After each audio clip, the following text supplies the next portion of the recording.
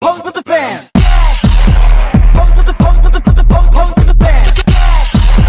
Pose with the pose with the pose with the fans.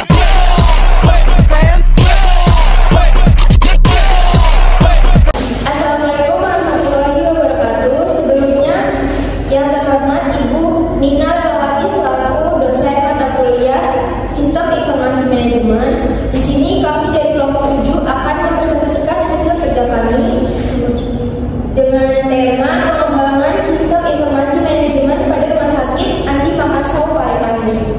Di sini ada saya sendiri, Isolvia sebagai moderator. Di samping saya ada Paris Agustin, di sampingnya lagi ada Lulu Kustumuri, ada Revi Ikrom, dan Hasan Asari Ilham. Untuk mempersingkat waktu, langsung saja di materi pertama yang akan dibacakan oleh Paris Agustin. Latar belakang Rumah Sakit Umum Daerah Andi Makassar Parepare merupakan salah satu rumah sakit milik pemerintah Kota Parepare yang berbentuk rumah sakit umum, dikelola oleh pemerintah Kota Parepare dan tergolong ke dalam rumah sakit kelas B. Rumah sakit ini telah terregistrasi sejak tanggal 17 April 2014 dengan nomor surat izin 02546 yang ke-2 4/2014 dan tanggal surat izin 8 April 2014 dari Dinas Kesehatan Provinsi Sulawesi Selatan dengan sifat tetap dan berlaku sampai tanggal 8 April 2019 setelah mengadakan proses akreditasi rumah sakit seluruh Indonesia dengan proses pertahapan 2. Akhirnya ditetapkan status lulus akreditasi rumah sakit. Rumah sakit umum ini beralamat di Jalan Nur Samawati nomor 9 Kota Parepare, Provinsi Sulawesi Selatan. Sejarah: tanggal 31 Oktober 2008, Rumah Sakit Umum Daerah Andi Makassar, Kota Parepare mendapatkan piagam penghargaan citra pelayanan prima dari Menteri Negara Pendayaan Aparatur Negara sebagai salah satu rumah sakit rujukan di Provinsi Sulawesi Selatan pada tanggal 7 Mei 2009. Rumah Sakit Umum Daerah Andi Makassar, Kota Parepare dinaikkan status menjadi Rumah Sakit Tipe B dan pendidikan berdasarkan Keputusan Menteri Kesehatan Republik Indonesia Nomor 343 Menkes SK 5/2009. Tanggal 3 November 2010, Rumah Sakit Umum Daerah Andi Makassar, Kota Parepare resmi. MU menerapkan pola pengelolaan keuangan Badan Layanan Umum Daerah PPK BLUD yang ditetapkan dengan Keputusan Wali Kota Parepare Nomor 471 Tahun 2010 tanggal 3 November 2010. Yang pertama, pengaruh terhadap keberhasilan implementasi sistem informasi rumah sakit. Antara lain yang pertama, penggunaan sistem dan kepuasan penggunaan merupakan faktor manusia. Dari segi cara penggunaan sistem, misalnya sistem informasi rumah sakit memudahkan dalam mencari informasi, membantu pekerjaan. Dari segi kepuasan pengguna, seperti kepuasan terhadap tampilan dan kemudahan penggunaan sistem informasi rumah sakit, serta kepuasan terhadap fasilitas dan fitur yang berfungsi sebagainya mestinya. Yang kedua, faktor organisasi meliputi dukungan kepemimpinan, kondisi fasilitas, dan struktur organisasi. Dari segi struktur organisasi, misalnya sistem informasi manajemen rumah sakit dapat membantu koordinasi unit dan diimplementasikan sebagai strategi peningkatan kinerja. Dalam hal dukungan pimpinan, misalnya top manajemen mendukung pelaksanaan sistem informasi manajemen rumah sakit, merekomendasikan sistem informasi manajemen rumah sakit, dan menganggap sistem informasi manajemen rumah sakit penting dan bermanfaat.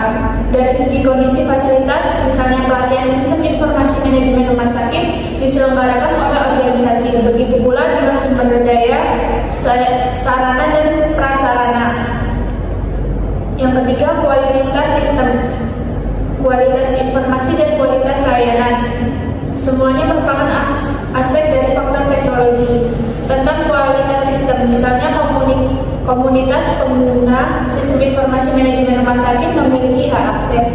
Dari segi kualitas informasi, misalnya informasi yang dihasilkan sistem informasi manajemen rumah sakit adalah benar, akurat, dan mudah dibaca. Tingkat kualitas layanan, misalnya tersedianya panduan penggunaan sistem informasi manajemen rumah sakit serta layanan pengembangan sistem informasi manajemen rumah sakit yang cepat dan tanggap. Keberhasilan dalam implementasi sistem informasi manajemen rumah sakit dipengaruhi oleh faktor manusia terhadap sistem informasi rumah sakit yang didukung dengan jumlah sumber daya manusia yang mencukupi. Penetapan sumber daya manusia pada bagian-bagian rumah sakit harus sesuai dengan latar belakang pendidikan dan kompetensi.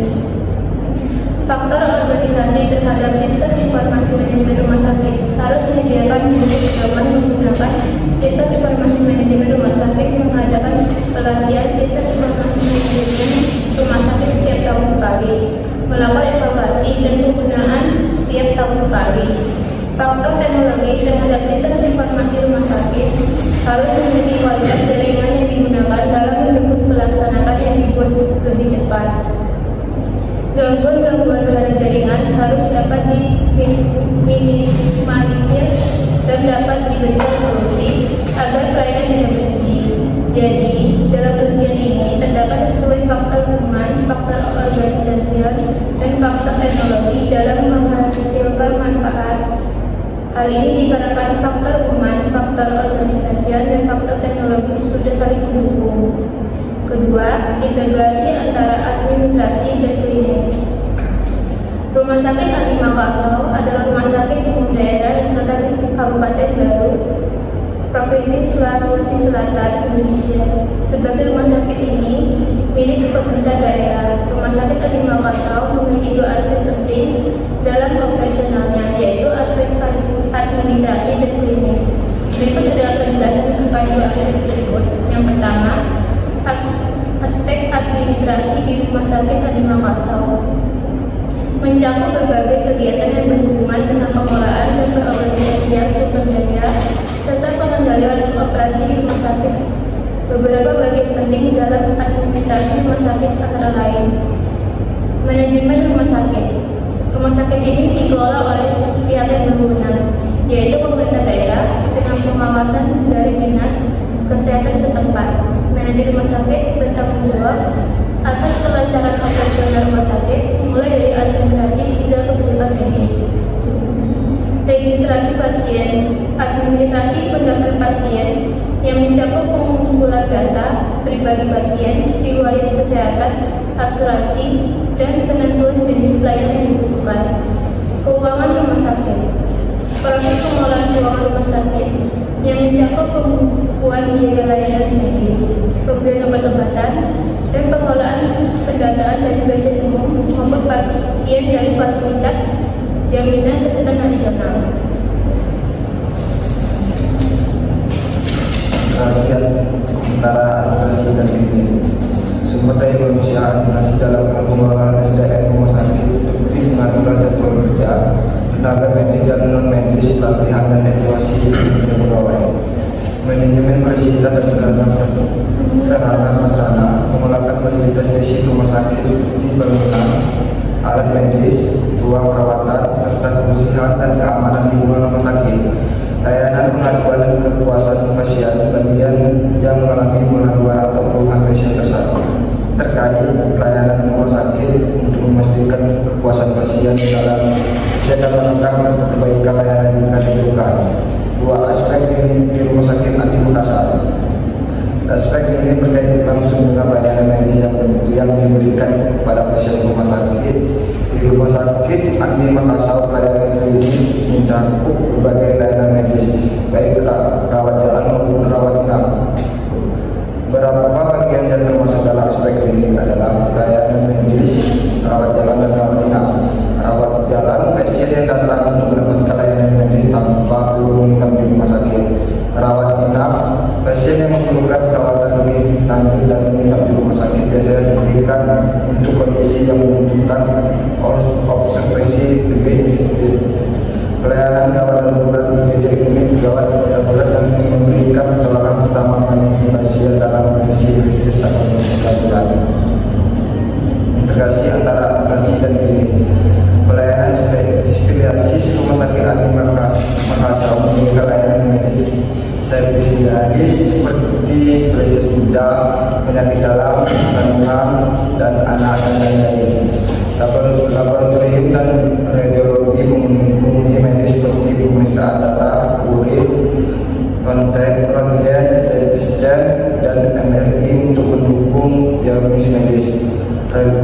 Identitas medis layanan yang membantu pemulihan pasien setelah menjalani perawatan atau operasi, misalnya fisioterapi dan rehabilitasi pasca stroke.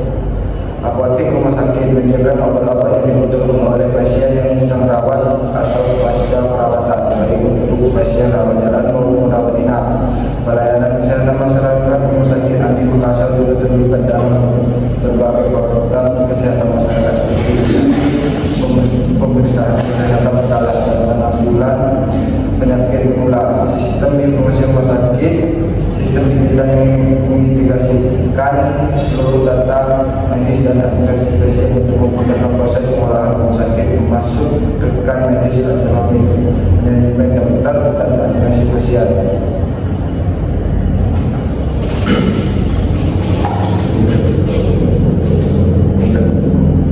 Analisis kerja dan efisiensi.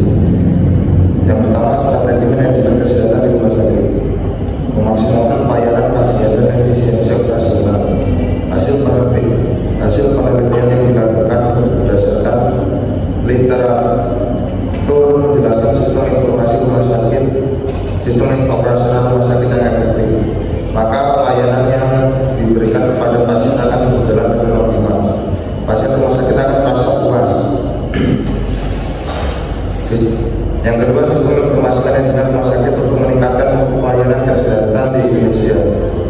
Studi ini menunjukkan bahwa sistem informasi manajemen rumah sakit memainkan peran penting dalam meningkatkan kualitas layanan kesehatan di Indonesia. Sistem informasi manajemen klinik dengan mempersingkat proses penentuan wewenang dan meningkatkan pemantauan kinerja unit rumah sakit. Selain itu, sistem informasi manajemen rumah sakit membantu rumah sakit mematuhi peraturan dan kebijakan pemerintah. Analisis alur kerja dan efisiensi. Implementasi sistem informasi manajemen rumah sakit terhadap kinerja pelayanan kesehatan di Rumah Sakit Umum Andi Makassar. Hasil penelitian tersebut, faktor-faktor yang diperoleh melalui kepuasan pengguna. Tujuan Rumah Sakit Umum Andi Makassar untuk mengembangkan sistem informasi manajemen rumah sakit adalah untuk mengatur kebutuhan perangkat lunak dan keras serta mendukung pelaksanaannya. Perlindungan privasi pasien. Kepatuhan terhadap regulasi perlindungan data pribadi. Pada 22 Oktober 2023, Undang-Undang Perlindungan Data Pribadi mulai berlaku di Indonesia. Undang-undang ini memberikan dasar hukum yang kuat melindungi data pribadi, termasuk data medis pasien. Rumah sakit Andi Makassar harus mematuhi ketentuan dalam undang-undang ini yang mengatur tentang pengumpulan data. Rumah sakit harus memperoleh persetujuan dari pasien sebelum mengumpulkan data pribadi mereka. Pemrosesan data pribadi hanya dapat diproses untuk tujuan yang jelas dan sah, misalnya untuk memberikan layanan medis. Keamanan data. Rumah sakit Andi Makassar harus menjaga agar data pribadi tidak jatuh ke tangan yang tidak berwenang dengan menggunakan teknologi dan prosedur keamanan yang memadai. Hak pasien berhak mengakses, mengubah atau meminta penghapusan data pribadi mereka. Yang kedua, pengelolaan data untuk tujuan tertentu. Data pribadi pasien harus diproses hanya untuk tujuan yang sah dan jelas, seperti pemberian layanan kesehatan, menggunakan data untuk diagnosis, pengobatan, dan perawatan pasien. Pemantauan kesehatan masyarakat. Data dapat digunakan untuk keperluan statistik atau program kesehatan masyarakat dengan memperhatikan perlindungan privasi. Yang ketiga, dari perlindungan privasi pasien, yaitu audit keamanan dan kepatuhan. RS Andi Makassar harus melakukan audit keamanan secara rutin untuk memastikan bahwa kebijakan perlindungan data dan privasi pasien dijalankan dengan baik. Audit ini meliputi yang pertama, pemeriksaan kebijakan, memastikan kebijakan perlindungan data selalu diperbarui sesuai dengan perkembangan regulasi dan teknologi. Yang kedua, audit teknologi, mengevaluasi apakah sistem yang digunakan untuk menyimpan dan memproses data pasien aman dan sesuai dengan standar yang ditetapkan. Yang ketiga, pelaporan insiden. Setiap insiden yang melibatkan kebocoran